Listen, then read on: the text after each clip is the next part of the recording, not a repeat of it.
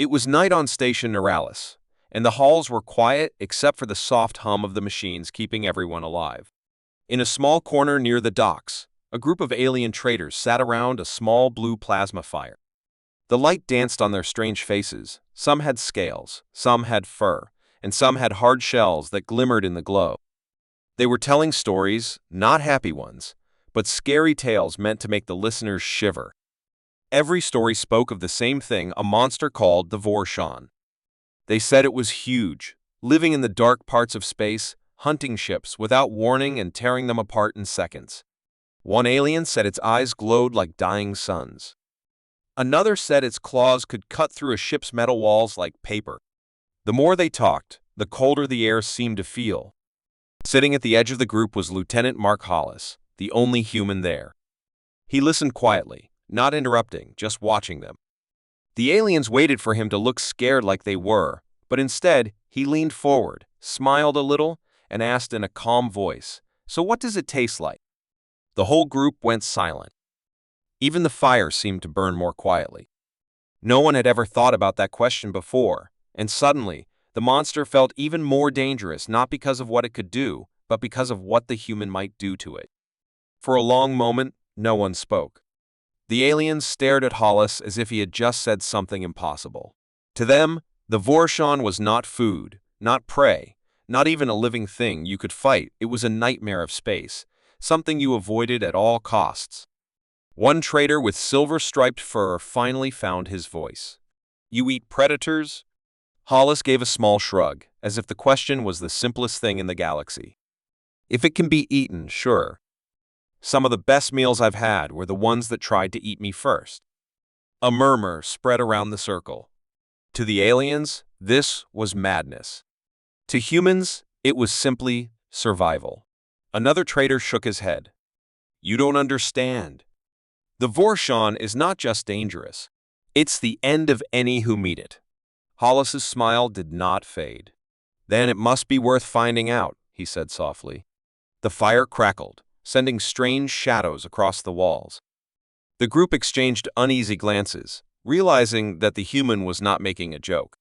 Something about his calm tone told them that he was already thinking about how to meet the monster and maybe even eat it. The silence in the circle began to feel heavy, like the air itself had grown thicker. No one wanted to meet Hollis's eyes, but one young alien with pale green skin and restless energy finally spoke, half smiling as if to lighten the mood.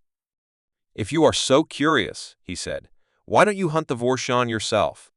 A few nervous laughs followed, though they were too thin to hide the unease in the room. Hollis didn't laugh. He leaned back slightly, studying the young alien with an expression that made the others shift uncomfortably. "All right," he said simply. The laughter died instantly. "You're joking," one of the older traders said sharply, his antennae twitching with disbelief. But Hollis shook his head. "You've told me where it hunts, how it moves, and what it can do. I think I can find it."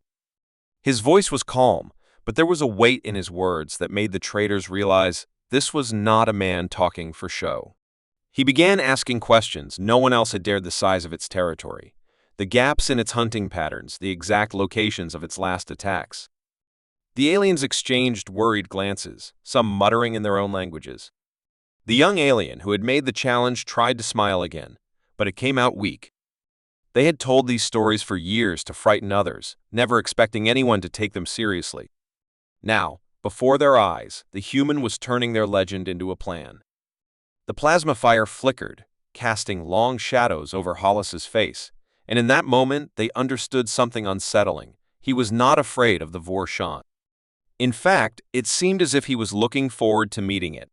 Days later, Hollis's small ship left the safety of Station Neuralis and slipped quietly into the dark stretch of space where the Vorshan was last seen. The stars here seemed dimmer, as if the void itself was holding its breath. His instruments picked up faint distortions in the emptiness, ripples of movement, too slow and deliberate to be from drifting rocks.